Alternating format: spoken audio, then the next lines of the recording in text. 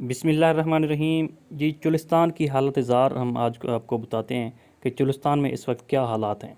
ये चुलिस्तान की उस वक्त की तस्वीर है जब चुलिस्तान में बारिश होती है, चुलिस्तान जोबन में होता है, चुलिस्तान जवानी में होता है, चुलिस्तान में खूब बारिशें होती हैं और चुलिस्तानी लोग जो है ना खुश होते हैं, हरे भरे ये खेत होते हैं, हरी भरी हरियाली ही हरियाली हर तरफ होती है।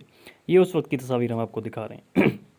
एक ये तस्वीर है, इसके बाद ये अगली वाली तस्वीर है। जी, ये भी उस वक्त की है जब हरियाली होती है, वहाँ चुलिस्तान में बारिशें होती हैं, लोग खुश होते हैं, जानवर पानी पीते हैं, लोग अपने मज़े से ज़िंदगी गुजारते हैं, उन्हें किसी चीज़ की कोई प्रॉब्लम नहीं होती, हर तरह की सहूलियात उन्हें मैसर होती हैं। इसके साथ हम अब आगे हमको बताने वाले हैं आपको कि इस वक्त चुलिस्तान की क्या हालत है और चुलिस्तानी किस कसम परसी में ज़िंदगी गुजार रहे हैं, किन मुश्किलात का उनको सामना है, उन पर क़यामत टूट पड़ी है।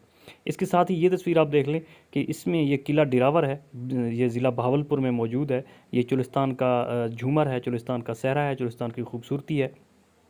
तो ये यहाँ पे जीप रैली, चुलिस्तान जीप रैली भी यहीं पे होती है किला डिरावर में, और लोग दूर दराज से, पूरे मुल्क से और बैरून ममालिक से भी लोग यहाँ देखने के लिए आते हैं।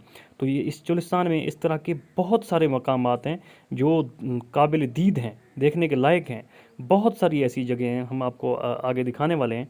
इसके साथ ही ये ज़िला बहावलपुर का रेलवे स्टेशन है जो कि शहर में आ जाता है। तो यहाँ खूबसूरती देख लें, कितना खूबसूरत बना हुआ है और जदीद बल्कि कदीमी तर्ज़ तामीर है ये।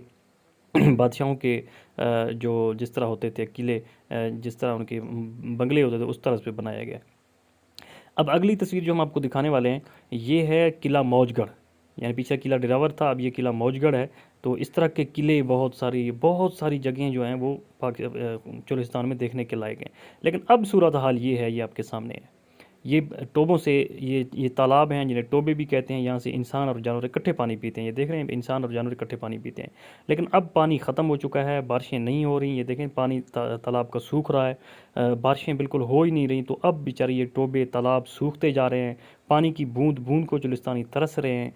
ये बोतलें आखिर में भरे हुए हैं, बिल्कुल तालाब खुश्क हो चुके हैं। पर उनकी इंसान भी और जानवर भी प्यास से, ये कई इंसान भी फौत हो चुके हैं और जानवर भी मर चुके हैं। ये देखें आप, बिल्कुल ये जानवर मरे हुए हैं। और चुलिस्तान में इस वक्त इतने हालात मुश्किल हैं कि चुलिस्तानी परेशान है। ये जानवर मरे हुए हैं, जानवरों को लोग उठाने के लिए जाते हैं लेकिन पहले मर जाते हैं वो। हर तरफ जो है ना परेशानी है, हू का आलम है। कोई चुलिस्तानियों की सुन ही नहीं रहा, हुकूमत ना सुन रही है, ना कोई अहले खैर सुन रहे हैं। हत्ता कि ये अब परिंदे देख लें, परिंदे भी प्यास की वजह से फौत हो चुके हैं, मर चुके हैं।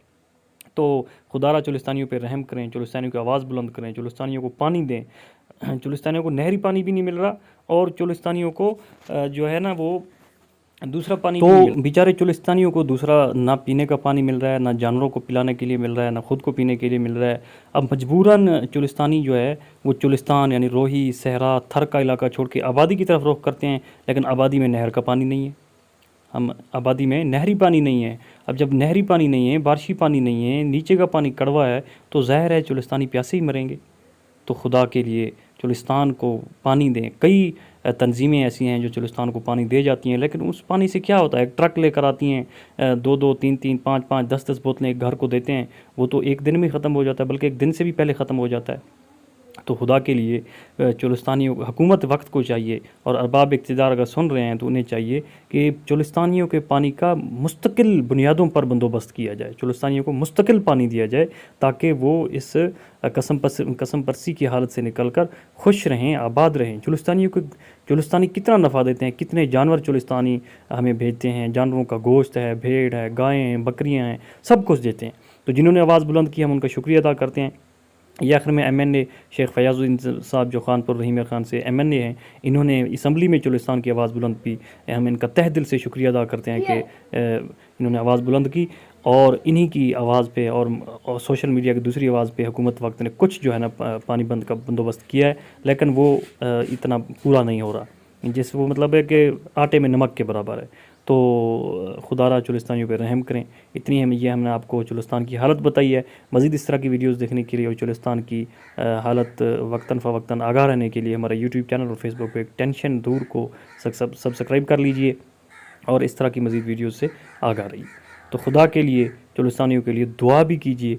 आप जितना हो सकता है, अगर आप कुछ नहीं कर सकते दुआ ही कर लीजिए।